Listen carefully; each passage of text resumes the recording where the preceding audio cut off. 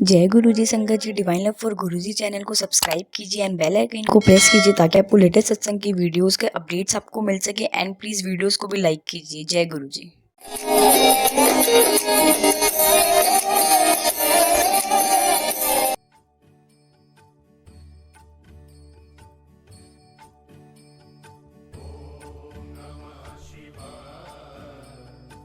जय गुरु जी संगत जी। गुरु जी का बहुत बहुत शुक्राना कि उन्होंने मुझे इस काबिल समझा कि मैं उनका सत्संग शेयर कर सकूं। आज मैं सुबह से ही बहुत परेशान थी, बहुत ज्यादा, क्योंकि लॉकडाउन की वजह से अंकल के काम में काफी चीजों में बहुत इफेक्ट पड़ा। उसकी वजह से मैं आज सुबह से ही बहुत परेशान थी। और थोड़ी ही देर बाद 12-1 बजे अंकल का मंदिर से मैसेज आया कि आज सत्संग करना है आंटी ने। और मैंने यही बोला कि गुरु आज का दिन क्यों चूज किया, समझ नहीं आ रहा था। एक तो परेशानी बहुत ज्यादा। तो मेरी डॉक्टर ने मुझे बोला कि मम्मी आज गुरु जी ने इसलिए आपको कहा है सत्संग करने के लिए क्योंकि जो इतने टाइम से गुरु जी ने आपको दिया है आप वो सब भूल के एक छोटी सी परेशानी को लेकर सोच रहे हो कि मैं कैसे इस चीज से निकलूं। मेरी जर्नी गुरु जी के साथ 19 अक्टूबर 2009 में शुरू हुई थी। मंडे का दिन था और उससे पहले 1-2 दिन पहले मुझे मैसेज मिल रहा था। हम बहुत अपने काम से फाइनेंशियली बहुत ज्यादा परेशान थे उन दिनों। और मेरी एक आंटी है, सिस्टर इन लॉ, वो मंदिर जाती थी गुरु जी के पास। और उन्होंने मुझे मैसेज दिया कि आप एक बार तो चलो भाभी। मेरे अंकल बड़ी जल्दी हर चीज के लिए तैयार हो जाते थे, लेकिन मुझे बिलीव नहीं आता था क्योंकि मैं बहुत परेशान होती थी कि मेरे अंकल कभी किसी बाबा जी के पास चले जाते थे, किसी हर तरह से उन्होंने सब कुछ किया जाता था। मुझे बड़ी अंकल से होती थी प्रॉब्लम कि हमारे पास पहले ही इतनी सारी प्रॉब्लम्स है, खाने के लिए सोचते हैं और आप हर जगह कभी अंगूठियां पहनाते हो, कभी क्या कराते हो, तो कब तक ये चलेगा। जब भगवान ने देना होगा वो अपने आप दे देंगे। आप प्लीज अब इन चक्रों को छोड़ो और कहीं मत जाओ। तो मैंने अपने अंकल को मना किया था कि हम मंदिर नहीं जाएंगे, पता नहीं अब कौन से नए बाबा से दर्शन हो जाएंगे, फिर हमें वही सब चीजें रिपीट करनी पड़ेंगी। जब उस समय मुझे इसलिए गुरु जी के बारे में नहीं पता, उन्होंने सिर्फ यही कहा था कि आप एक बार तो मंदिर चलो, आपका सब ठीक हो जाएगा। तो चलो ठीक है, नहीं होगा कोई बात नहीं, नहीं ठीक होगा तो हम डिनर करके आ जाएंगे। मंडे का था, उसने भी कुछ नहीं बोला हमें कि वहां पे आज लंगर नहीं होता। हम चले गए। मेरी बेटी थी 9 इयर्स की, उसको साथ लेके मैं, मेरे अंकल और मेरी बेटी, हम तीनों चले गए मंदिर। जैसे ही हम अंदर हुए, मंदिर का दिन था, 7:45 बज चुके थे और मंदिर बंद होने का टाइम था। हम फटाफट गए, समाधि में मत्था टेका। जैसे ही समाधि में मत्था टेका, मैंने कोई श्रद्धा भाव नहीं थी, बस वही बात टेस्टिंग करने आए थे। मैंने मत्था टेका, मेरे अंकल पूरे भाव से मत्था टेका उन्होंने, लेकिन मैंने मत्था टेकते ही कहा कि सबके बर्बाद से तो होके आ गए हैं, देखते हैं तुम क्या देते हो। फिर सॉरी बोलूंगी गुरु जी को, उस समय तुम बोला, टेस्ट करने गई थी कि तुम क्या देते हो। समाधि से बाहर निकले, मैंने अपने अंकल को बोला कि मैंने ना समाधि में ये बोला। तो अंकल ने मुझे डांटा कि तेरे को ये नहीं बोलना चाहिए था, गुरु जी क्या सोचेंगे। तो मैं तो कोई बात नहीं, सोचने दो, और थोड़े दिनों में, कुछ तो बचा नहीं है, और थोड़े दिनों में जान ही देनी है, तो जब ऊपर जाऊंगी तब मिल लूंगी और उनसे बात कर लूंगी, सॉरी मांग लूंगी उनसे, कोई बात नहीं, क्योंकि कुछ तो बचा है नहीं हमारे पास कि हम आगे सरवाइव कर सके। और उसके बाद जो हॉल है वो बंद हो चुका था। हम वापस अपनी गाड़ी में बैठ के अपने हम घर आ गए, फिर वापस आ गए। थर्सडे के दिन फिर मुझे अंकल ने कहा कि हम दोबारा मंदिर चलते हैं। मेरा विश्वास नहीं बन रहा था, लेकिन फिर भी मैंने कहा कि नहीं चलो कोई बात नहीं, चलते हैं। इसलिए एक लालच के पीछे गए थर्सडे को, क्योंकि जिस गाड़ी में हम गए थे उस गाड़ी की हम किस्त नहीं दे पा रहे थे और फ्राइडे के दिन वो हमारी गाड़ी चली जानी थी। किसी को हमने पैसे देने थे, उन्होंने कहा था कि आप मुझे ये गाड़ी ले दो और हम उसी से मेरी ये जो भी किस्त वगैरह मैं भर लूंगा और ये गाड़ी मेरी हो जाएगी। मैं थर्सडे को जब अपने अंकल के साथ गए, गुरुजी से अरदास की कि प्लीज अगर आप चाहते हो कि मैं आपके पास मंदिर रोज आऊं तो उसका साधन बनाओ ताकि मैं आपके पास रोज मंदिर आ सकूं, और अगर नहीं तो ये लास्ट डे है हमारा मंदिर का, क्योंकि आज थर्सडे है और कल मॉर्निंग में फ्राइडे को वो गाड़ी चली जाएगी, तो फिर हमारे पास आने का कोई साधन भी नहीं रहेगा। गुरुजी ने क्या ब्लेसिंग्स की। थर्सडे फ्राइडे हम अपना लंगर लेके हम घर वापस आ गए। फ्राइडे मॉर्निंग को जिसने गाड़ी लेनी थी उस बंदे का हमारे पास फोन आता है कि मेरे घर में थोड़ी कोई प्रॉब्लम हो गई है और मेरी वाइफ मना कर रही है कि आप प्लीज वो गाड़ी मत लो, तो मैं ये गाड़ी नहीं लूंगा, तो आप धीरे धीरे करके मेरे पैसे वापस कर देना, कोई बात नहीं। जैसे ही ये बात खत्म हुई उसी समय मेरे अंकल के पास एक बैंक से फोन आता है, आरबीआई बैंक गुड़गांव से, कि आपकी गाड़ी हमें ड्यूटी के लिए चाहिए, ड्यूटी इन द सेंस कि हमें ले जाने लाने के लिए उस क्लाइंट्स को चाहिए, तो प्लीज आप कल से ही ज्वाइन कर लो। ये गुरुजी ने हमारे साथ पहला हमारा ये था कि गुरुजी ने अपने साथ जोड़ने के लिए कल में ये दिखाया और उन्होंने आने का ये साधन बनाया। टाइम निकलता गया, इसी बीच हम सत्संग अटेंड करने लग गए, गुरुजी के मंदिर जाने लग गए, और उन दिनों बहुत सारी प्रॉब्लम्स चलती थी। गुरुजी के मंदिर भी आते थे, साथ में प्रॉब्लम भी चलती रहती थी, लेकिन गुरुजी उससे निकलने का रास्ता भी बताते रहते थे। Thursday, Friday, Saturday, Sunday, Monday हम चारों दिन गुरुजी के मंदिर जाते थे, सेवा करते। उसके बाद फिर वही भाव है कि जाने का मकसद था कि इतनी ज्यादा फाइनेंशियल प्रॉब्लम थी, इतनी ज्यादा कि हम सोचते थे कि हम मॉर्निंग में क्या खाएंगे। सब कुछ होते हुए भी, इतने बड़े घर में रहते भी, लेकिन सपोर्टिव हैंड कोई नहीं था। फाइनेंशियली बहुत ज्यादा प्रॉब्लम चल रही थी। मेरा पार्लर था, अंकल का टूर एंड ट्रेवल का काम था, वो इतना चल नहीं रहा था और पार्लर से इतना निकल नहीं रहा था। और शाम को 5 बजे हम मंदिर के लिए निकल जाते थे, और शाम को आपको पता है पार्लर में वैसे ही कस्टमर्स शाम को आते थे और हम 5 बजे पार्लर बंद करके चले जाते थे। तो मेरे कई कस्टमर्स ने मुझे कहा भी कि शाम को कहाँ चले जाते हो, तो मैं कहा कोई बात नहीं, आप इस चीज को नहीं समझोगे, हमें वहां गुरुजी के मंदिर में जाने में इतना आनंद आता गया कि हम 5 बजे ही बंद करके चले जाते कि गुरुजी करेंगे अपने। लेकिन सुबह में बहुत जल्दी उठ के, जो 10 बजे तक पार्लर खुलते थे, तो मेरा सुबह 7 बजे खुल जाता था कि जिसको जो सुबह का काम है आप सुबह आके करवा लो। और बहुत ऐसे क्लाइंट थे जो सुबह 6:30 बजे भी 10 बजे आते थे कि दीदी मुझे ये करवाना है, वो करवाना है। टाइम निकल रहा था, रात को लंगर करते, सेवा करते, गुरुजी ने सेवा का मौका दिया, जो भी वहां सेवा होती थी सेवा करके रात को लंगर पैक करके हमें वापसी में मिलता था। और वो दूसरे दिन मॉर्निंग का ब्रेकफास्ट और लंच दोनों काम हो जाते थे। उसके बाद फिर शाम को 5 बजे चले गए। मंगलवार और बुधवार का दिन किसी न किसी के यहाँ सत्संग भी चले गए। ऐसे गुरुजी ने हमारा टाइम निकाला। जब मैं ये सत्संग जब भी शेयर करती हूँ किसी भी सत्संग में, तो 1-2 बार आंटी ने मुझे आके बोला भी कि आंटी आप ये बात शेयर करते हो तो आपको शायद फील नहीं होता। तो मेरा हमेशा उनसे यही कहना होता था कि नहीं आंटी, इसमें शर्म की क्या बात है, उन्होंने इस तरह से हमें ऊपर उठाया है। शायद पता नहीं किसी और के मन में होगा कि नहीं ये गरीबों के गुरुजी है, ये अमीरों के गुरुजी, तो ऐसा कुछ नहीं है।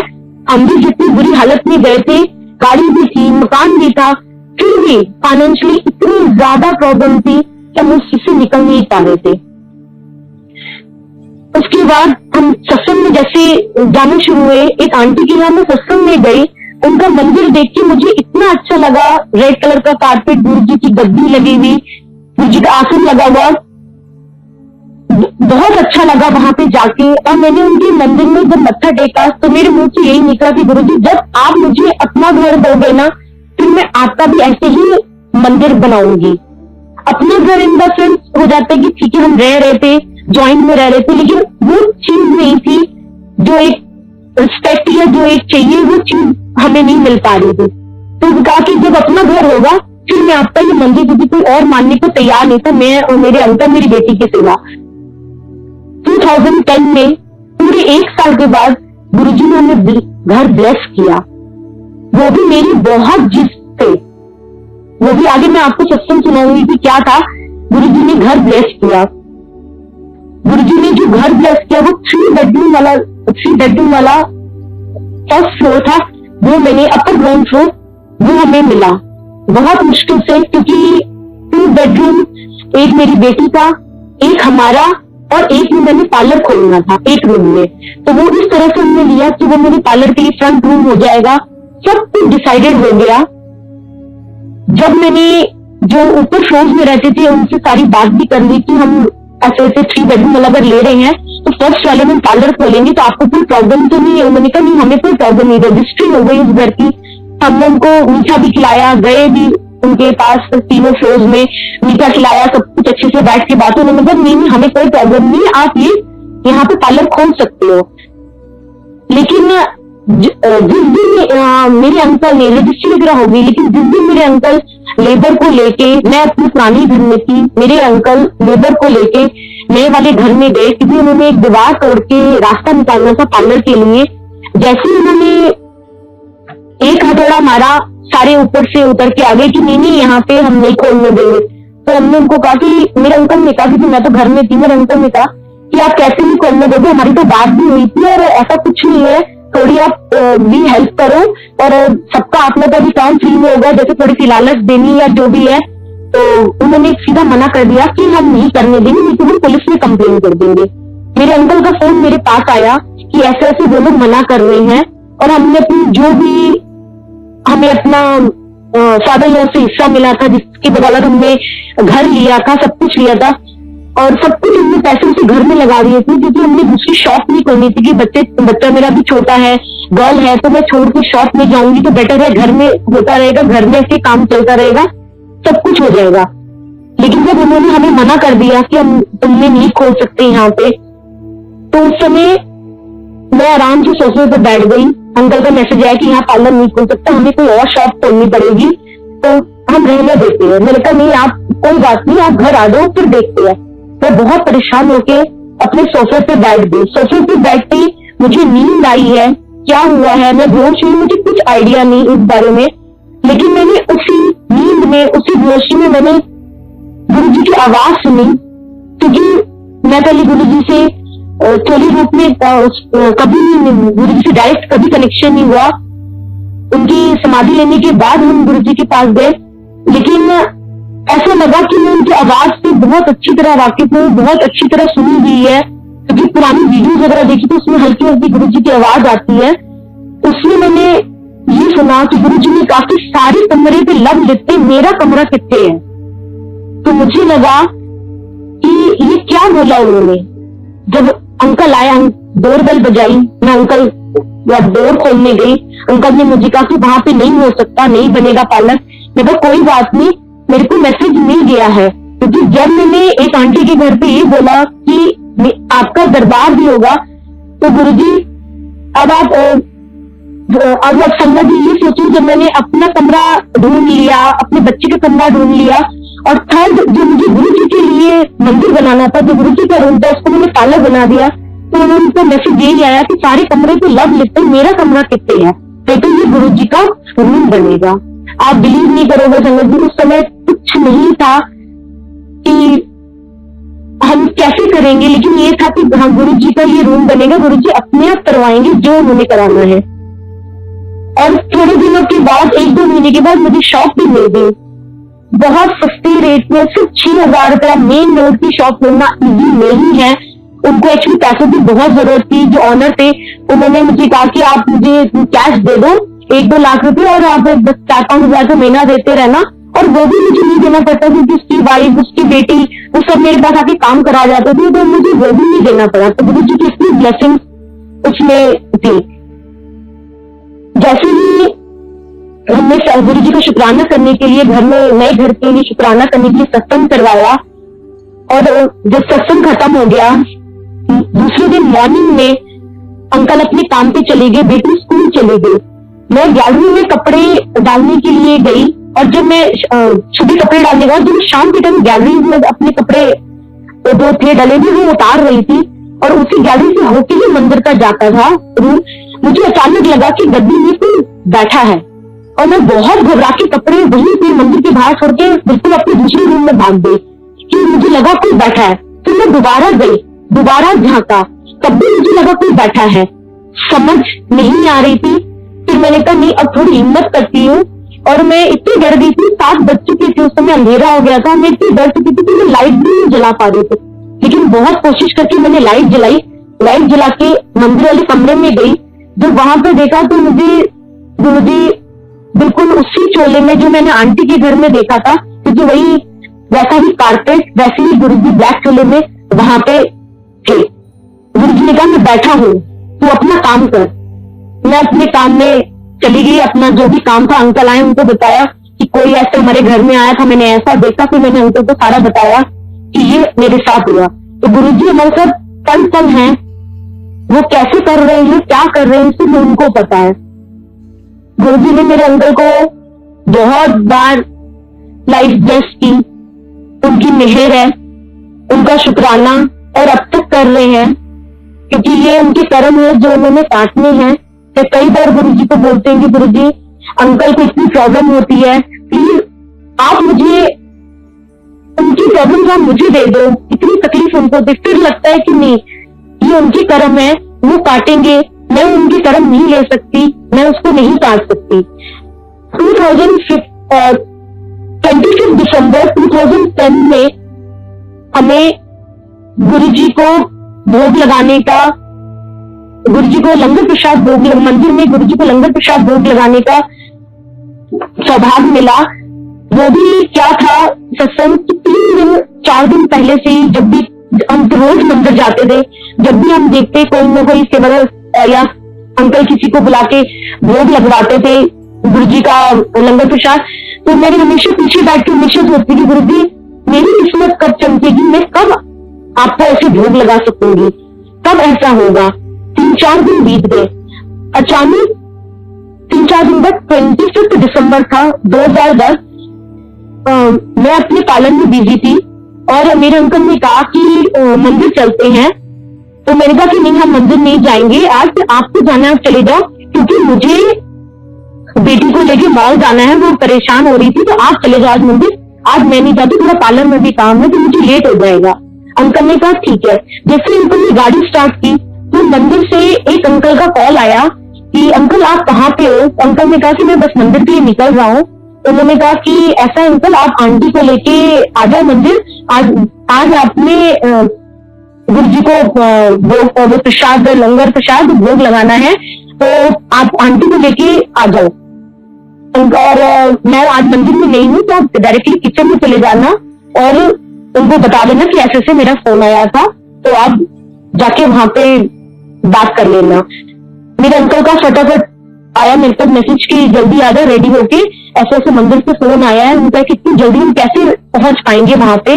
चलिए कोई बात नहीं, कोई रेड लाइट नहीं मिली हमें, कोई कुछ नहीं मिला, हम फटाफट मंदिर पहुंच गए। मंदिर पहुंचे और भोग लगाने का टाइम आया, हम गए, गुरुजी का थैंक्स ही करते रह गए कि फिर वही दिमाग चला कि कुछ और मांग लेती तो, क्योंकि हमारा दिमाग बस उतना ही रहता है, जो मांगा वो मिला, लेकिन फिर भी वही रहता है कि कुछ और मांग लेती तो वो भी पूरा हो जाता।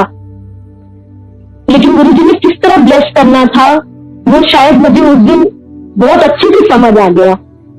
जब मैं और मेरे अंकल गुरुजी की गद्दी के पास भोग प्रसाद रखा, वहां पे बैठे, उस समय मेरे अंकल की पूरी बॉडी शिवरिंग हो रही थी, पूरी बॉडी कांप रही थी।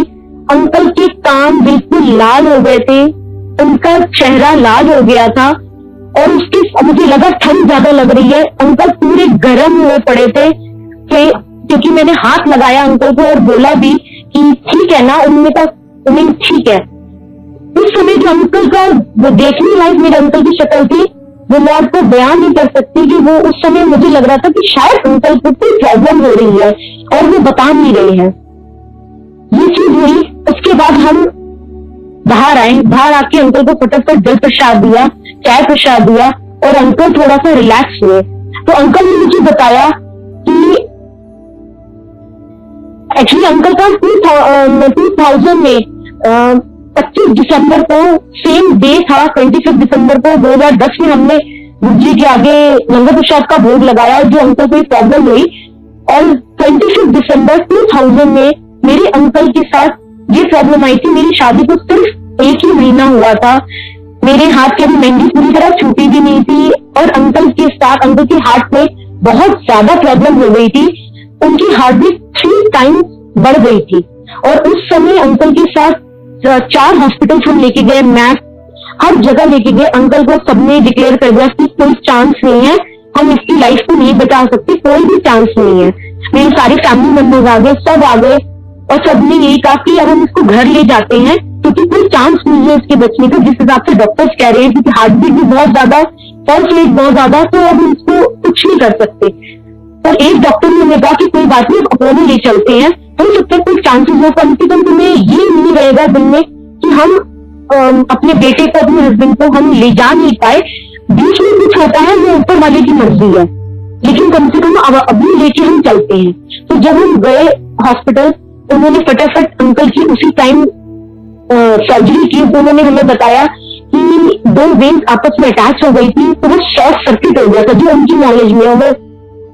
बाकी वो अपने नॉलेज में क्या कहते हैं मुझे नहीं पता, जो उन्होंने शॉर्ट में मुझे बताया कि शॉर्ट सर्किट हो गया था, इसी वजह से उनको ये प्रॉब्लम आई और उनकी लेजर के थ्रू ये ऑपरेट करके उनकी दोनों वेन्स को, एक वेन को डैमेज करके हटा दिया गया। तो उस समय अंकल को सेम सिचुएशन हुई थी जो 2010 में मंदिर में अंकल के साथ हुई।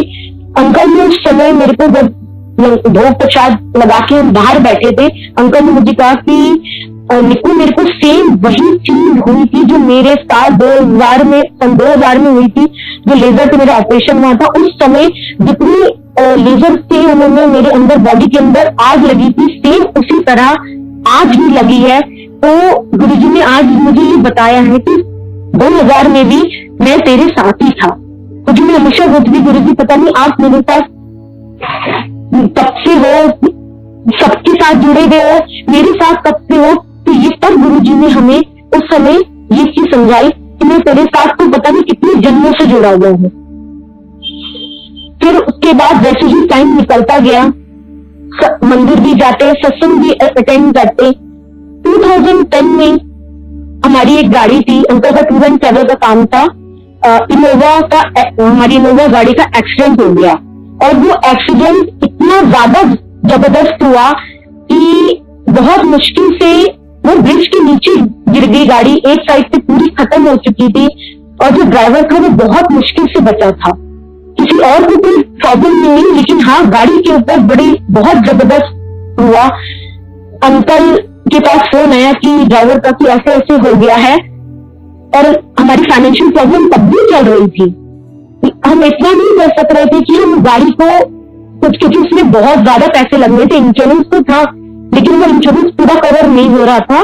तो इस वजह से वो गाड़ी पूरे 9 मंथ के लिए, 9 महीने के लिए एक गैराज में रही और उसका थोड़ा थोड़ा धीरे धीरे काम होता रहा पूरे 9 में।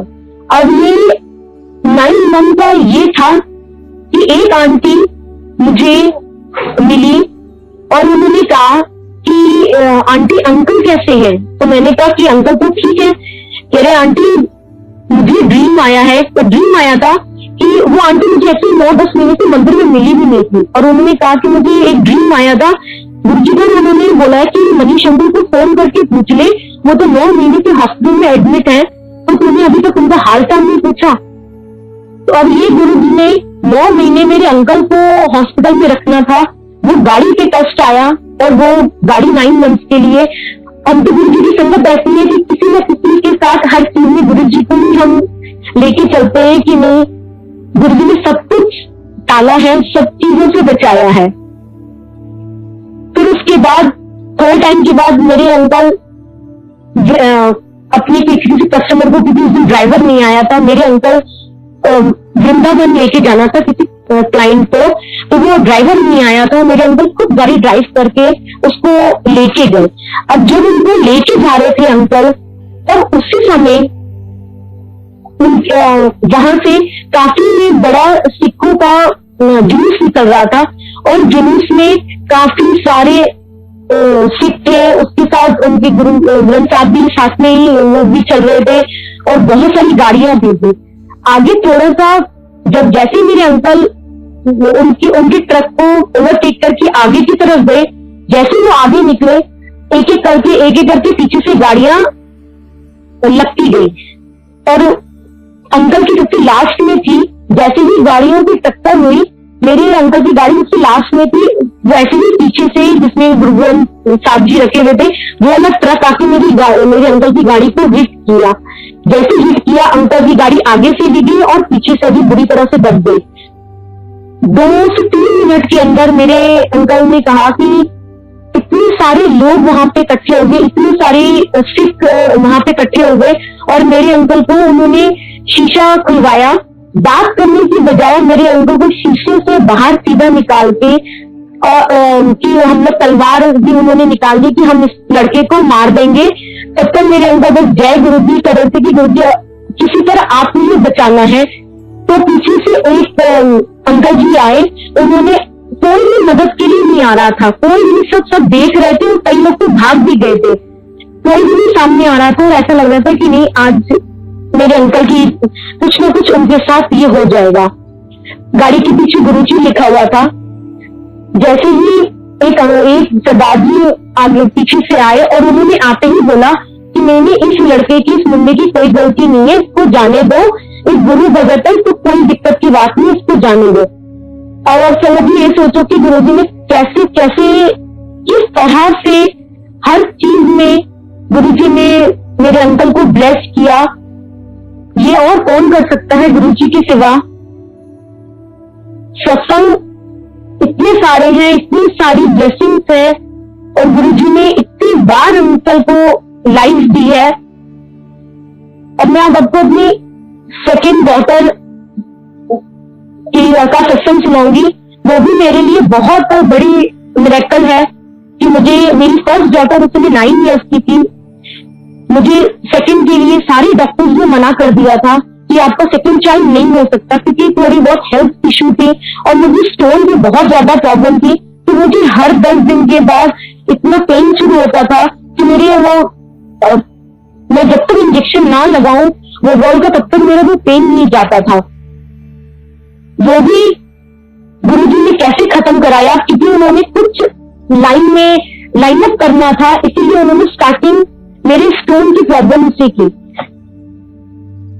जब मेरी हेल्थ प्रॉब्लम के साथ में बहुत ज्यादा हो गई, मुझे स्टोन की प्रॉब्लम, मैं वही इंजेक्शन लगाती थी लेकिन बहुत ज्यादा हो रही थी, तो मैं डॉक्टर के पास गई कि अब इसका क्या करना है, क्योंकि अब तो बिल्कुल बर्दाश्त नहीं होता, तो अब इसका क्या करना है। तो डॉक्टर ने कहा कि ठीक है कोई बात नहीं, आप 1-2 दिन तक ये टेस्ट करवा लो, उसके बाद परसों आ जाना और आप ऑपरेट करवा लेना तो ज्यादा बेटर रहेगा, क्योंकि अब टाइम बहुत निकलता जा रहा है, कोई और इन्फेक्शन या किडनी की कोई प्रॉब्लम ना हो जाए तो आप इसको निकाल देना।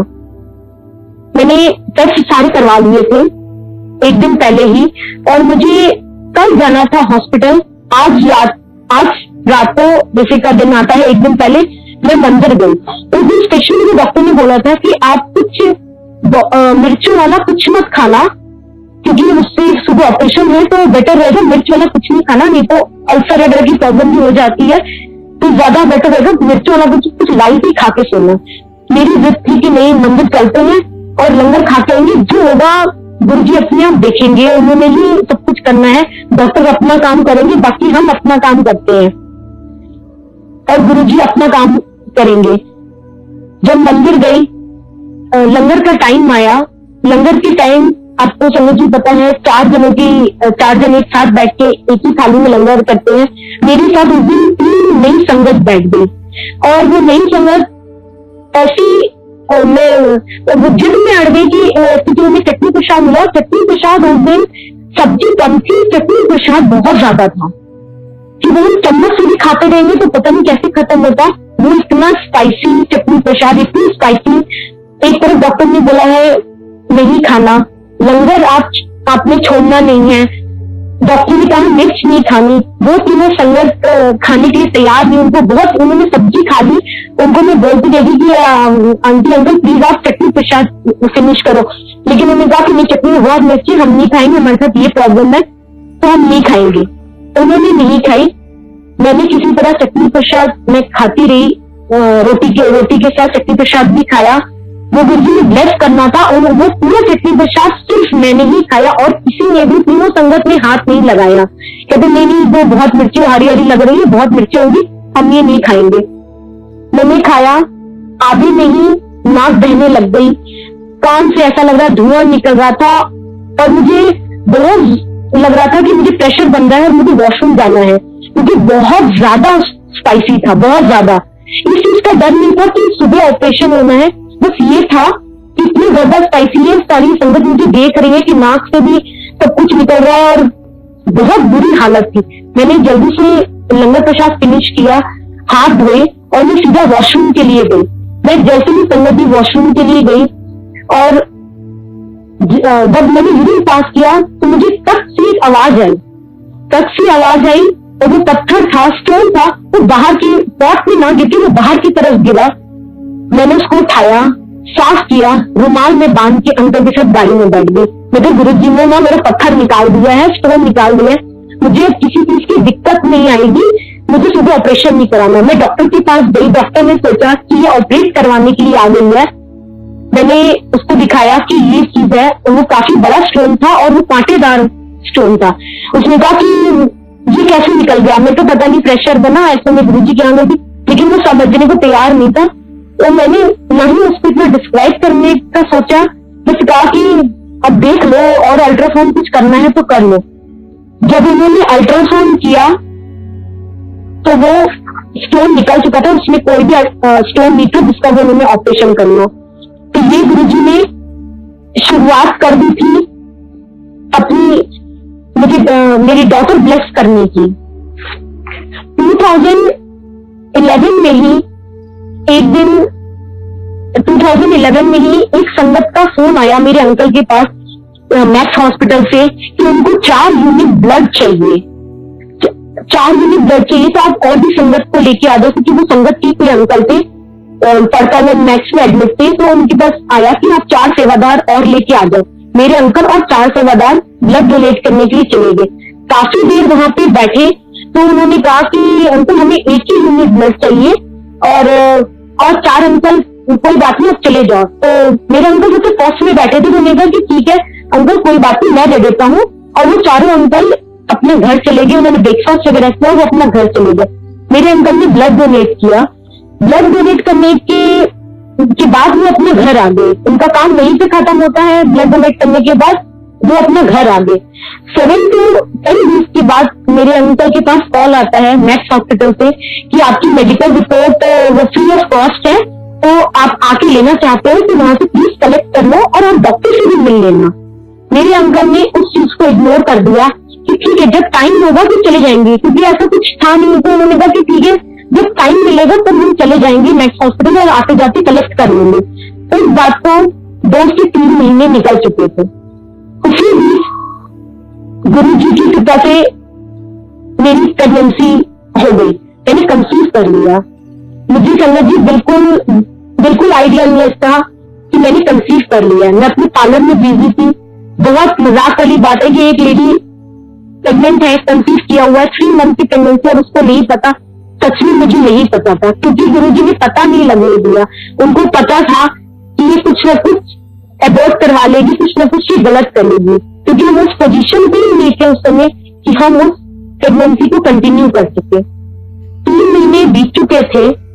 मेरे अंकल उधर रिपोर्ट लेने नहीं गए थे, और इधर जब मेरी प्रेगनेंसी चल रही थी उसी समय मेरे को मेरी जैसे मुझे पता, मेरी पालन में ऐसी लड़कियों ने देखा कि हाँ दीदी अब तो बहुत रंग काला हो रहा है, आप कुछ खा भी ले रहे हो। उस दिन थर्सडे का दिन था, तो उन्होंने कहा कि एक बार टेस्ट कर लो। तो मैंने टेस्ट किया वहीं पे पार्लर में, तो मेरी रिपोर्ट पॉजिटिव आई। अब जब मेरी रिपोर्ट पॉजिटिव आई और मैंने अपनी डॉक्टर से कंसल्ट किया, डॉक्टर से जाके मेरी अंकल को लेके गई, तो डॉक्टर ने कहा कि भाई आपकी तो प्रेगनेंसी है, और उन्होंने सारे टेस्ट वगैरह किए। तो मुझे 3 मंथ्स तो सारी 3 मंथ्स हो गए हैं, तो अब क्या करना है। तो मैंने कहा कि मेरी जो फर्स्ट बेटी है वैसे ही 11 साल की हो गई है, तो अब तो कंटिन्यू करना मुश्किल है। और वैसे भी मेरा ये जवाब था कि हम अफोर्ड नहीं कर सकते, सेकेंड टाइम हम अफोर्ड नहीं कर सकते। तो मेरी डॉक्टर ने कहा कि ठीक है, कोई बात नहीं, फ्राइडे मॉर्निंग कल आ जाना और 9 बजे का टाइम रखते हैं, जो भी करना होगा हम उसमें कर देंगे, तो तुम अपना डिसाइड करके आना। फिर वही थर्सडे बहुत परेशान थे, मंदिर गए। जैसे मंदिर पहुंचे, एक आंटी ने मुझे बोला कि निक्कू तेरे को गुरुजी को ना बड़ा चंगा गिफ्ट मिलने वाला है, ठुकराई ना। उस आंटी को नहीं पता मेरे बारे में कि मेरे अंदर क्या चल रहा है। ये बात सिर्फ मैं, मेरे अंकल और मेरे डॉक्टर जानते थे, बाकी मेरी फैमिली में, मेरे इन-लॉज में, मेरे पेरेंट्स में किसी को भी नहीं पता था, सिर्फ हम 3 जनों के सिवा। तो वो आंटी ने कहा कि गुरुजी तेरे को बहुत चंगा गिफ्ट देने वाले हैं, इसको ठुकराई ना। तो फिर मैंने आंटी को बताया कि ऐसे ऐसे आंटी मैं प्रेग्नेंट हूँ और लेकिन हम अफोर्ड नहीं कर सकते, हम उसको दूध कैसे पिलाएंगे, हम उसको खाना कैसे खिलाएंगे, हमारा तो लंगर ही गुरुजी के यहाँ से चलता है, तो खाना यहाँ से चलता है, तो हम कैसे करेंगे। तो आंटी ने मुझे एक जवाब दिया कि तेरे को कौन खिला रहा है। मैं कहा गुरुजी। कहते उसको भी वही खिलाएंगे, तो क्यों चिंता करती है। बहुत नॉर्मल होके वापस आए। सुबह मैंने डॉक्टर को बोला कि हम उसको कंटिन्यू ही रखेंगे, हम उसको नहीं अबॉर्ट कराते।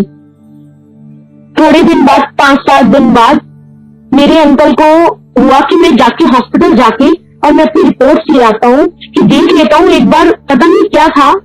उन्होंने गए, जैसे वो डॉक्टर से मिले तो अंकल को डॉक्टर ने कहा कि आप इतने दिनों के बाद आए हो और आपको हेपेटाइटिस C वायरस है आपके ब्लड में, तो आपको उसका ट्रीटमेंट शुरू करना पड़ेगा।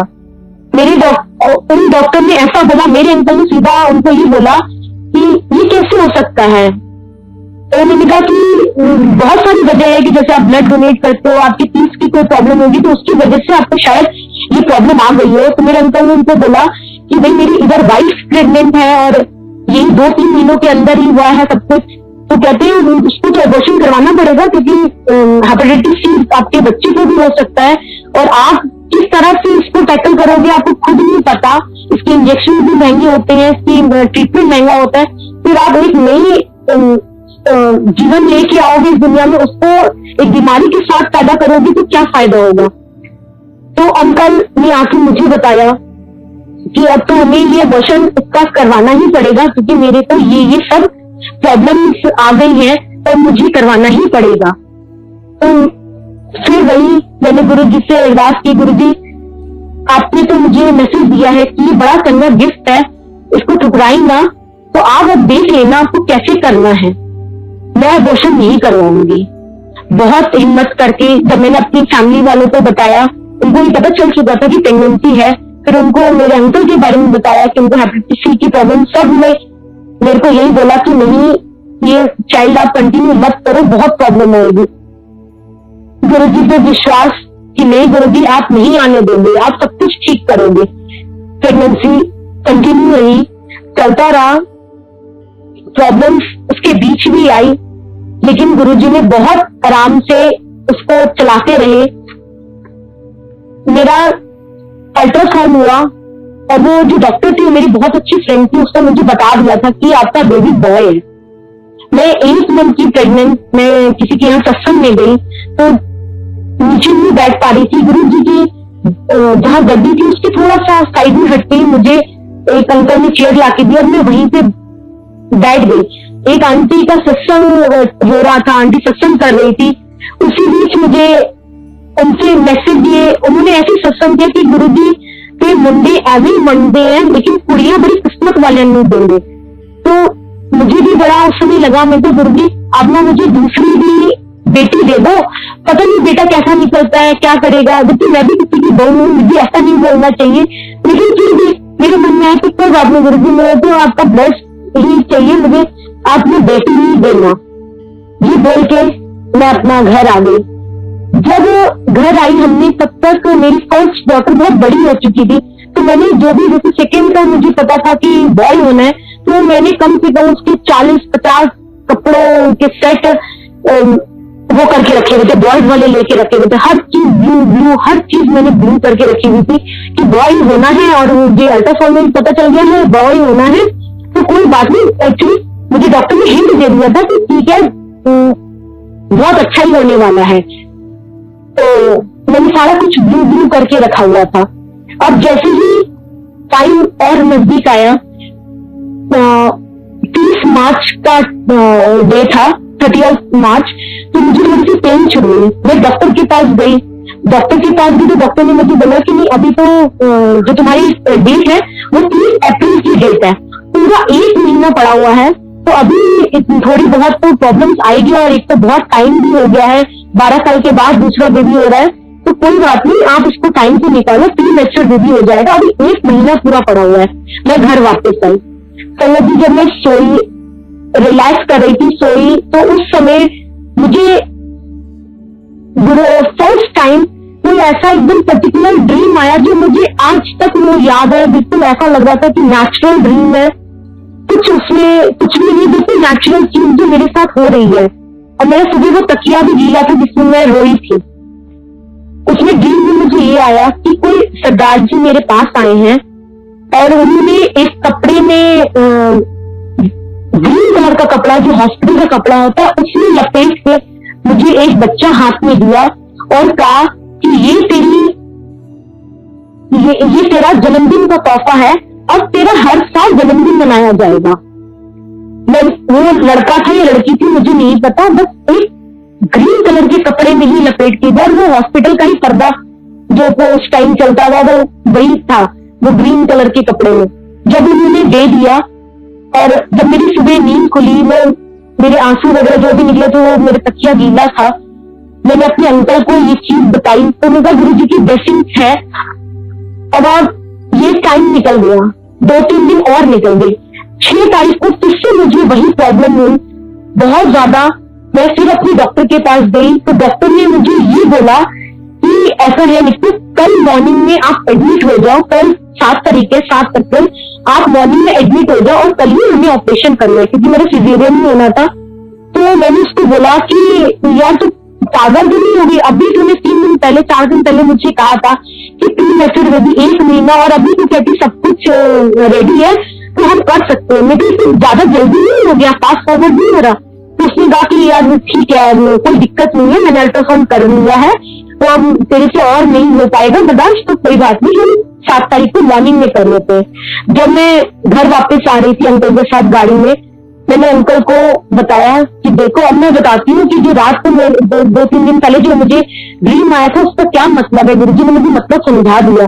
7 अप्रैल को मेरा भी बर्थडे होता है, और 7 अप्रैल को मैं हर साल सबका बर्थडे मनाती थी, इन-लॉज का हो, अपने मदर फादर का हो, सबके लिए मैं कुछ न कुछ इंतजाम करती थी, सबके लिए विशेष करनी, लेकिन मेरा बर्थडे किसी को याद नहीं रहता था, कोई सेलिब्रेट नहीं करता था। जब भी मैं गुरुजी के मंदिर जाती और किसी का बर्थडे अगर होता या 7 तारीख को कुछ भी ऐसा, तो मुझे हमेशा याद आता कि गुरुजी मेरा बर्थडे कब मनाया जाएगा, कब मेरे बर्थडे में सब मुझे विश करेंगे। तो गुरुजी ने 7 अप्रैल को मेरी बेटी मुझे ब्लेस की। जब मॉर्निंग में ओटी में लेके गया, सुबह 10 बजे से मैं ओटी में थी, और मुझे 4 बजे मेरा ओटी, कभी ओटी की लाइट चली जाती, कभी डॉक्टर नहीं करते करते वो 4 बज गए। और 4 बजे जब बच्चे की रोने की आवाज आई, वो बाहर लेके आए, और तब तक मुझे नहीं पता था कि गर्ल है बॉय है, कुछ नहीं, बाहर लेके आए तो उन्होंने कहा कि बेटी हुई है। मेरी डॉक्टर भी हैरान थी, और मेरे सब इन-लॉज वगैरह भी सब हैरान थे कि बेटा होना था, बेटी कैसे हो गई। लेकिन मेरे फादर इन लॉ बहुत खुश हुए, उन्होंने गुरुजी का थैंक्स किया, और सबने कहा कि गुरुजी की परी आ गई। वो डॉटर इतनी ब्लेस्ड आई, इतनी ब्लेस्ड कि 2012 में जब वो आई, और आज तक हमें उसके बाद कभी पीछे मुड़ के नहीं देखना पड़ा। फाइनेंशियल प्रॉब्लम से भी हम उठने लगे, क्योंकि गुरुजी ने, और सबसे बड़ी बात जिस दिन वो हुई, मेरे डॉक्टर्स, जो मेरे सारी जो नर्सेस थी, जो उनकी नाइट ड्यूटी वाली होती है, जो मॉर्निंग ड्यूटी वाली होती है, सबको मेरे फादर ने 500 के नोट उसमें दिए। तो हम इतनी लाइफ भी नहीं थी, लेकिन गुरुजी ने किस तरह से रात वाली जो ड्यूटी वाली थी नर्स, उनको भी 500 पे, तो उन लोग सबने जब बाद में मुझे मेरे को मिलने आती थी तो कहते थे कि मैंने ऐसा परिवार कभी नहीं देखा जो दूसरी लड़की हुई जो 500 सौ के नोट और सुबह वाले को भी दिए, रात वाले को भी, जिसका बस सब गुरुजी की ब्लेसिंग है। और उस दिन 7 अप्रैल के बाद जब उसका बर्थडे मनाया जाता है, मेरा भी साथ में सेलिब्रेट होता है, तो ये गुरुजी की ब्लेसिंग थी जो मुझे गुरुजी ने ड्रीम में आके दी कि ये तेरा बर्थडे का गिफ्ट है। तो वो हर चीज में गुरुजी हमारा ध्यान रखते हैं। फिर वो टाइम निकलता गया, सब कुछ अच्छे से चल रहा है और अभी भी चल रहा है। 2015 में कहते हैं कि जब भी कोई भी प्रॉब्लम, हम ये सोचिए कि हम गुरुजी के पास जाते थे, मेरे पास कोई प्रॉब्लम नहीं है, कि प्रॉब्लम आएगी लेकिन उस चीज से कैसे निकालना है, किस तरह से निकालना है, वो सिर्फ और सिर्फ गुरुजी देखेंगे और कोई नहीं। 2015 में 31 जुलाई को गुरुजी का फंक्शन अटेंड करके जब मेरे अंकल घर वापस आए तो वो बारिश में भीग गए थे। गुरु पूर्णिमा का फंक्शन था, उसके बाद जब अंकल घर आए वो काफी भीग गए थे। दूसरे दिन को फीवर हो गया। फीवर होने के बाद 2-3 दिन यही बीते होंगे। 7 अगस्त को अंकल को ब्लड की वॉमिटिंग हुई और ऐसी इतनी ज्यादा ब्लड की वॉमिटिंग हुई, इतने ज्यादा क्लॉट्स निकले। उस समय मेरी बड़ी बेटी भी थी और छोटी बेटी सिर्फ 3 साल की थी, 2.5 साल की। अंकल को इतनी ज्यादा वॉमिटिंग हुई और मुझे लगा कि अंकल को कैंसर हो गया, क्योंकि और कुछ नहीं समझ आता, ब्लड निकला, ये होता तो कैंसर हो गया, और कुछ नहीं समझ आता। हम अंकल को मैक्स हॉस्पिटल में लेके गए। अंकल की बहुत ज्यादा सीरियस हो गए, बहुत ज्यादा तबीयत खराब हुई वहां पे, और डॉक्टर ने कहा कि 100% लीवर डैमेज हो गया। मेरे अंकल कभी ड्रिंक नहीं की, कभी स्मोक नहीं किया, कभी ऐसा कुछ तंबाकू वगैरह या ऐसा कुछ भी नहीं खाया, लेकिन लीवर डैमेज होना, और डॉक्टर्स ने कहा ये बहुत ड्रिंक करता होगा। मैं कहा नहीं, मेरे हस्बैंड ने, मुझे खुद पता है कि अंकल कभी ड्रिंक, मेरे हस्बैंड ड्रिंक नहीं करते। तो 100% लीवर डैमेज उन्होंने हमें ये बोला। अंकल का ट्रीटमेंट वहां पे शुरू हुआ। अंकल वहां पे 12 दिन रहे और रोज नई प्रॉब्लम, रोज नई से नई एक एक करके प्रॉब्लम आती गई। हमें उनको आईसीयू में शिफ्ट कर दिया गया। मुझे आईसीयू में, मैं ही रहती थी वहां पे, मुझे आईसीयू में जाने नहीं देते थे और मैं हमेशा देखती रहती थी झांक के कि अंकल को कोई प्रॉब्लम हो रही है, क्योंकि मुझे लगता था कि कहीं ऐसा ना अंदर कुछ हो गया और वो हमें बता नहीं रहे हैं। मैं सारा दिन हॉस्पिटल रहती थी और रात को मैं 11 बजे घर आती थी। 11 बजे घर आती थी कैब करके। कोई सपोर्ट नहीं करता, ये मैंने देखा है अंकल की प्रॉब्लम के टाइम की, कोई सपोर्ट नहीं करता। गुरुजी की संगत है जो बहुत सपोर्टिव है, उन्होंने बहुत ख्याल रखा हर चीज में। लेकिन एक टाइम पे वो भी थोड़ा जल्दी घर चले जाते थे। मुझे जब 11 बजे मैं ऑटो करके, कैब करके मैं घर वापस आती थी, फिर गुरुजी के मंदिर में बैठ के जरूर गुरुजी सारा दिन का डिस्कस करती थी, ऐसा हो गया, ऐसा हो गया, मुझे क्या करना चाहिए। मुझे कुछ नहीं समझ आता था, मैं और किसी से नहीं पूछती थी, सिर्फ गुरुजी से ही पूछती थी। 10 से 11 दिन के बाद मुझे डॉक्टर ने कहा कि इनका लीवर ट्रांसप्लांट करना पड़ेगा, नहीं तो इनकी लाइफ बिल्कुल खत्म है। लीवर ट्रांसप्लांट के लिए हमें 30 लाख रुपीज चाहिए थे। घर तो था, गुरुजी की ब्लेसिंग से उन्होंने 2010 में घर ब्लेस किया था, घर था, लेकिन बैंक बैलेंस नहीं था। 30 लाख रुपए बहुत ज्यादा होते हैं। कहीं ना कहीं ज्वेलरी भी थी, वो भी कितनी होगी, 4, 5, 6 लाख, इससे ज्यादा की नहीं। जिससे से बात की, कोई बोलता हम इतनी मदद कर देंगे, कोई बोलता इतनी मदद कर देंगे, लेकिन फिर भी 30-40 लाख, 30-35 लाख बहुत ज्यादा होते हैं। उसके बाद ट्रीटमेंट के बाद का जो प्रोसेस है वो भी बहुत महंगा होता है। बच्चे की तरह रखना है, ऐसे नहीं करना, वैसे नहीं करना। मेरे अंकल के पेट में पानी भरना शुरू हो गया, पैरों में पानी भरना शुरू हो गया, काफी पैर सूखने लग गए। मैं वापस आई घर उस दिन और मैं बिल्कुल डिप्रेस हो गई कि अब मुझे लग रहा था कि अब हम अंकल को नहीं बचा पाएंगे। जब मैं बैठी मंदिर में, मैंने गुरुजी से सिर्फ एक चीज कही कि मैं आपसे सुबह बात करूंगी, मैं आपसे अभी कुछ बात करनी नहीं चाहती, क्योंकि मुझे जब भी कोई प्रॉब्लम होती, मेरा गुस्सा भी गुरुजी के ऊपर निकलता, मेरा प्यार भी उनके ऊपर निकलता, और मैं उन्हीं से मांगती हूँ। मैं अपने अंकल से भी कुछ नहीं मांगती हूँ। मैं हमेशा बोलती हूँ, आप हो ना, आप देख रहे हो ना कि क्या हो रहा है। मैंने सुबह चाय पी रही थी, क्योंकि उस दिन या तो अंकल को मुझे घर वापस लाना था, या पैसों का इंतजाम करना था, या डोनर की तैयारी करनी थी कि अंकल का ऑपरेट करा सके। लेकिन मॉर्निंग में मैं चाय पीते पीते कि जो मंदिर से थोड़ा सा निकल के बाहर की साइड आई और मैं चाय का कप वहीं पे फेंक दिया, कप टूट गया। मैं गुरुजी के आगे बिल्कुल बैठ गई। मैंने कहा अगर आपको अंकल को लेके जाना है लेके जाओ, छोड़ना है छोड़ो, आपकी जो मर्जी आप करो, लेकिन प्लीज मेरे बच्चों के आंखों में आंसू मत देना। आपको मैं तब भी आपके पास आऊंगी, अगर आप अंकल को ले जाओगे तब भी, अगर उनके साथ कुछ उनके पार्ट्स खराब हो गए तब व्हील चेयर पे ले आऊंगी, मैं तब भी नहीं छोड़ूंगी आपको। लेकिन आप बस सोच लेना कि आपको क्या करना है। मैं वहां पे गई, हॉस्पिटल वापस गई। हॉस्पिटल वापस जाने के बाद एक डिसीजन लिया, क्योंकि मैं सिर्फ और सिर्फ खुद डिसीजन ले रही थी गुरुजी से पूछ के। इतना साथ नहीं रहते थे, साथ रह के भी नहीं रहते थे, बहुत सारी प्रॉब्लम्स थी, तो मैं खुद डिसीजन लेती थी और गुरुजी से ही पूछती थी कि आप क्या चाहते हो, आप मुझे बताओ, आप मुझे गाइड करते रहो, इससे ज्यादा मैं आपसे कुछ नहीं कहूंगी। मैं हॉस्पिटल गई। हॉस्पिटल जाने के बाद मैंने अंकल की रिपोर्ट्स मांगी। डॉक्टर्स मुझे रिपोर्ट्स नहीं दे रहे थे, मैथ्स के डॉक्टर, क्योंकि किसी तरह मुझे रिपोर्ट्स करके दो, बहुत सोच बहुत सब कुछ लगाया, वो रिपोर्ट्स नहीं दे रहे थे, क्योंकि कहीं ना कहीं कुछ कमी थी, वो नहीं दे रहे थे। फिर भी लड़ झगड़ के मैंने रिपोर्ट्स इकट्ठी की।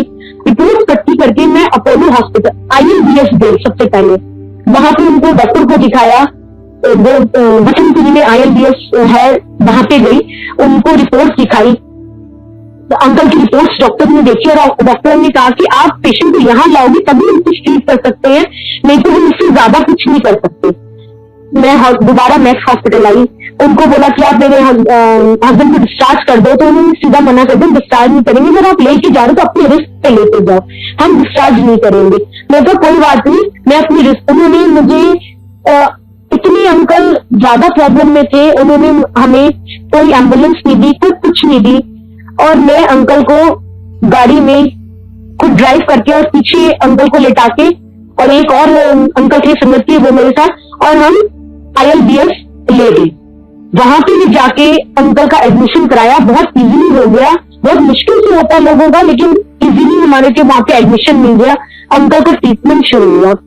तब तक उन्होंने भी हमें ये बोल दिया था कि इसको लीवर ट्रांसप्लांट करवाना ही पड़ेगा, उसके सिवा कोई और इसका हल नहीं है। ट्रांसप्लांट की बात सुन के फिर वही, लेकिन यही बोला कि कोई बात नहीं गुरुजी, आप देख रहे हो ना क्या करना है। मेरी सिस्टर और किसी का मैच नहीं हो रहा था, और लीवर के लिए आपको पता है, या कोई भी ऑर्गन डोनेट करने के लिए फैमिली मेंबर ही चाहिए, हम बाहर से नहीं ले सकते, तो बहुत सारी उसके रूल्स एंड रेगुलेशन होते हैं। तो मेरी सिस्टर रेडी हुई, वो अनमैरिड थी और उसका लीवर मैच कर रहा था, मैं उसका ब्लड ग्रुप मैच कर रहा था मेरे अंकल के साथ, तो वो रेडी हो गई। साथ साथ उसके भी टेस्ट होने लग गए, साथ साथ गुरुजी भी अपना काम करने लग गए, और अंकल सारा दिन इंजेक्शन लग रहे हैं, कभी कुछ हो रहे हैं, सब प्रोसेस अपने आप चल रहा था। मीनवाइल अंकल वहां पे 23 डेज रहे, जो मंदिर पास में था। कभी कोई संगत आ रही है अंकल से मिलने तो जल प्रसाद लेके आ रही है, कभी कोई आ रहा है तो लंगर आ रहा है, गुरुजी का हलवा प्रसाद आता था। तो डॉक्टर जी ने मुझे मना किया हुआ था कि आप कुछ भी बाहर की चीज इनको नहीं खिलाओगे, नहीं तो इन्फेक्शन बढ़ जाएगा। और मेरे फादर ने भी स्पेशल इंस्ट्रक्शन देके मुझे दी थी, उनको कुछ भी नहीं देना इसको। मैं ही होती थी सारा दिन हॉस्पिटल में, लेकिन मैं स्टोरी चुपे गुरुजी का जल प्रसाद सिर्फ एक सिप ढक्कन डाल के उसमें से अंकल के दे दी थी कि आप देख लेना, कोई बात नहीं, जो करोगे आप देख लेना। टाइम निकलता गया, रोज कुछ ना कुछ, ये 22-23 दिन में ऐसे ही चलता रहा। जब 20वें दिन था अंकल का, अंकल सो रहे थे बिल्कुल आराम से, 3 से 4 घंटे हो गए थे। उसी बीच मैं अपना सोफे पे बैठी हुई थी दूसरी साइड, और अपने गूगल में कुछ ना कुछ अंकल के मेडिसिन और उससे रिलेटेड सर्च कर रही थी, और कुछ ना कुछ सत्संग किसी या किसी संगत का फोन आ जाता, उनसे डिस्कस करने लगी। 3 से 4 घंटे इसी चीज में बीत गए। 3 से 4 घंटे जब बीत गए, मेरे अंकल अचानक ही घर पर, तब तक कोई डॉक्टर नहीं बीच में आया था, कोई भी नहीं आया था उनसे मिलने के लिए। अंकल मेरे बिल्कुल बहुत तेजी से उठे, घबरा के बेड के ऊपर ऐसे बैठ गए और उन्होंने कहा कि अपनी छाती की तरफ आगे चेस्ट पे हाथ लगा के उन्होंने कहा कि अभी कोई डॉक्टर आया था?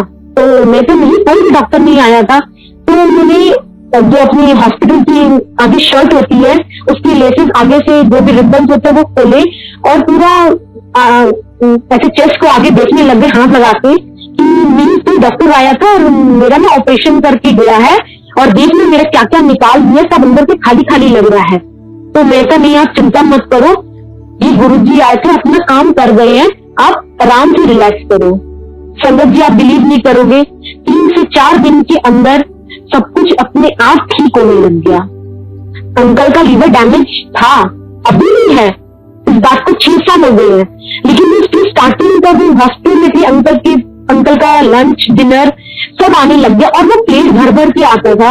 अंकल का डाइजेस्ट करते थे। हम डॉक्टर से पूछते हैं कि आप इस पेशेंट का लीवर ट्रांसप्लांट कर रहे हो, इसको इतना खाना कैसे डाइजेस्ट हो जाता है, वो इतना खाना कैसे खा लेता है? तो डॉक्टरों का इस चीज के लिए कोई जवाब नहीं था। अंकल की रिकवरी वहां से चालू होना शुरू हो गई। हमने वहां पे कैंसर, क्योंकि वहां पे उन दिनों बहुत सारे डेथ केसेस हो रहे थे, जो लीवर ट्रांसप्लांट वाले थे, बहुत सारे डेथ केसेस हो रहे थे वहां पे, क्योंकि उनकी कुछ यूनिट में कोई प्रॉब्लम थी, तो इन्फेक्शन बहुत ज्यादा था। तो 2-3 जनों ने कहा कि आप यहाँ पे ऑपरेशन मत करवाना, लीवर ट्रांसप्लांट मत करवाना। तो अंकल जी अभी टाइम है थोड़ा और मैं सत्संग कर सकती हूँ? तो डॉक्टर ने हमें ये बोला कि कोई बात नहीं, आप, मैं कहाँ पे रुक गई थी, मैं भूल गई कि डॉक्टर ने ये कहा कि नहीं, कहाँ ये डाइजेस्ट हो रहा। मैंने भी डॉक्टर से पूछा कि कहाँ पे डाइजेस्ट हो रहा, आप मुझे भी इस चीज के बारे में बताओ। तो उनके पास कोई जवाब नहीं था और वो लोगों ने कहा कि आप यहाँ पे ऑपरेट मत करवाना। हम उसके बाद चले गए डायरेक्ट अपोलो हॉस्पिटल, कि मैं वहां रिपोर्ट लेके वहां चले गई कि हम वहां पे करवाएंगे जो करवाएंगे। तब वहां भी यही था कि अगर आपने ऑपरेशन करवाना है, लीवर ट्रांसप्लांट होना है, तो यहाँ पे 30 लाख रुपए लगेंगे। फिर वही पैसों की प्रॉब्लम, फिर गुरुजी के आगे वही चीज कि गुरुजी प्लीज कुछ आप करो कि किस तरह से आप इसको रोक सकते हो, कि कुछ न कुछ हो। जो डॉक्टर था वो गुरुजी की संगत के ही थे। जब हम उनके रूम में गए तो हमें वो गुरुजी का वहां पे स्वरूप मिला। हमने कहा हम बहुत अच्छी जगह आ गए हैं, अब सब कुछ ठीक होगा। उसके बाद संगत जी अपने आप सब कुछ ठीक होने लग गया। अंकल का लीवर अभी भी डैमेज है, लेकिन गुरुजी की ब्लेसिंग से सब कुछ ठीक है। अपनी उन्होंने चरनी लगाया हुआ है, मंदिर जाते हैं, लंगर करते हैं, सेवा करते हैं और बहुत कुछ उन्होंने हमें करके अपनी शरण में रखा हुआ है। अभी बहुत सारी सिस्टम है, टाइम लिमिट बहुत कम है। फिर गुरुजी जब भी मौका देंगे सत्संग करने का, फिर से मैं दोबारा और सत्संग करूंगी, क्योंकि गुरुजी की इतनी ब्लेसिंग्स है कि मैं उसको इतने थोड़े टाइम में नहीं सुना पाऊंगी। गुरुजी की बहुत ब्लेसिंग्स है। तो संगत जी से रिक्वेस्ट है सबसे कि प्लीज आप गुरुजी से डायरेक्ट कनेक्शन रखो। मैंने भी जब अंकल की प्रॉब्लम हुई थी, मैंने भी डायरेक्टली किसी को भी मीडिएटर को बीच में से गुरुजी से बोलती थी, आप देख रहे हो ना, आपको क्या करना है आप देखो। इसलिए कोई मीडिएटर मत रखो, डायरेक्ट कनेक्शन रखो। वो जो करेंगे वो और कोई नहीं कर सकता, ना कोई फैमिली मेंबर, ना कोई। फिर वही है जो हमारे लिए है और हमारे साथ है। जय गुरु जी। शिव जी सदा सहाय, ओम नमः शिवाय, गुरु जी सदा सहाय।